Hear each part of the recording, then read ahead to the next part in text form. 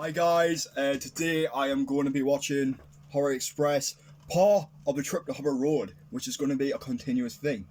And I will be going through all the Halloween films. If you saw from the chat I had with Pete from Nintendo Guy, because we rewatched I think it was Halloween, the original, and we decided we're going to do the entire franchise. So we're going from the first one up to Halloween Kills, and I'm hoping you enjoy that one. But today we're going to focus on Horror Express to see how it goes. I haven't seen it in my life.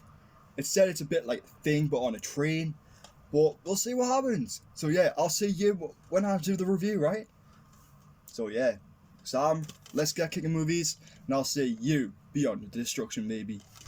Yeah!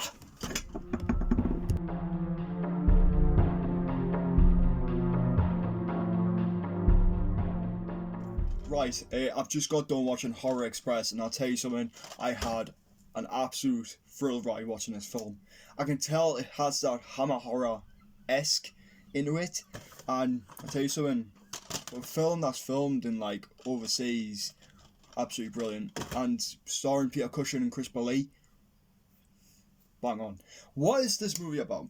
Chris Lee, he goes to China, like in the I think it was the Alps or whatever hell it was, going to try find like human remains that might lead into from a million years ago to lead into his discovery of how humans can be treated to this day.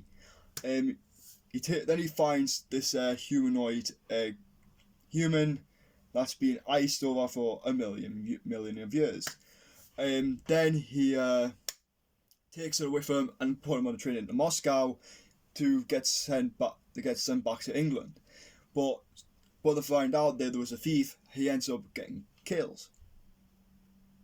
But then every soon like that, they find out that this creature is totally someone else and literally shapeshifts into different people that he wants. That this creature does, because it has a particular feeling what you're going to get from the thing, and that's what I got the vibe from this movie from. And I looked online, and it's from the same, I think it was the novella Who Goes There by a certain, I'm just trying to think who wrote it, but it's by that. And I thought it's a brilliant adaptation of what you're going to get from Who Goes There. And being set on a train is a different expective what you're going to get from a thing related story, because you will never know what is this alien being. And no one will know. Because I don't want to tell you, I want you to find out for yourself. If you have seen this film, you're in for a treat. And what I like about this movie, I love how it had a familiar-esque to it. It was like a thriller, so you have to figure out what's going on, why is these people getting killed. But you will find out, and it's an amazing way they do a montage seeing how these the people who get into the way of this creature ends up getting killed by his glowing eyes, and that's when he'll suck the living life out of you and leave you with white eyes and red blood coming out of it. And it's not the only thing that I was doing, because I think with the creature itself, I think he can mind control these creatures as well, which I find really amazing. What you're gonna get from this movie. Chris Lee, absolutely phenomenal. I think he tells you who the character is. Oh yeah, Sir Alexander Saxton. He played a really good role playing this philanthropist who goes off to China. He literally knows what he's doing. He literally knows he brought an alien being somewhere like that onto the train in 1906. But the thing is, if he should have left that creature in China, in the ice Alps. Where the hell it is, I think it might have, I didn't know, it could have been Mount Everest or whatever the hell it was. But it should have been left there where it should have been protected. But they ended up being dumb and took it with them anyway, so that's their problem.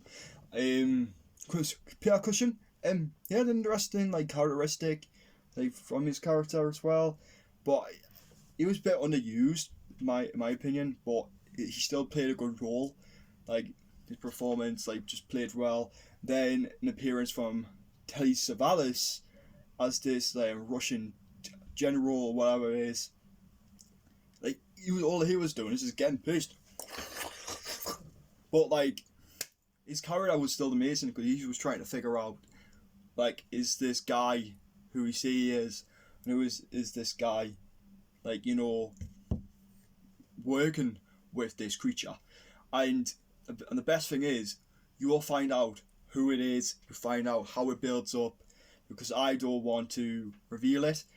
Literally, if you have the Arrow edition, it will literally tell you like what goes on, like how it reveals itself to its host, and you will find out how this like character go and coexist into people's bodies.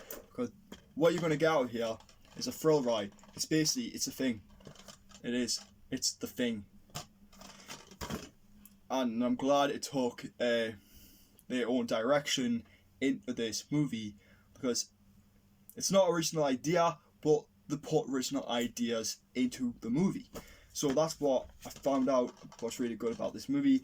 The camera work, absolutely astonishing. I thought that they used like the establishment shops, seeing the train going down on the tracks, which was like pretty cool, and how they used the sets like for the props and everything, like absolutely brilliant. Like there's a scene, I'm just gonna say, like where they're going like doing an autopsy, and they take the head off, and what they've done, that's some like really good prosthetics, like in special effects, VFX, whatever you call it.